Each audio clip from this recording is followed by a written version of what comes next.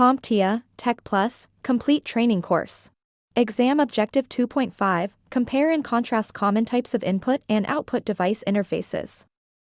RJ-45. RJ-45 is a wired networking interface standard that has been around since the late 1980s. RJ-45, where the RJ stands for registered jack, is a common connector used to terminate Ethernet CAT cables, which are the most common internet cables in use today. The RJ-45 connector has 8 pins or positions into which wires can be inserted.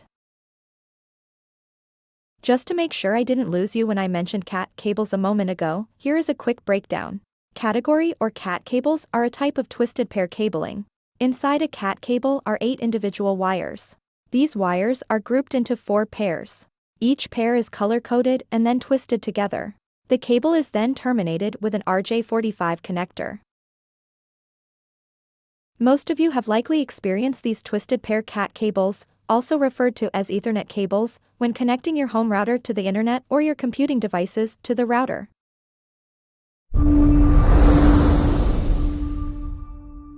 Thank you for watching.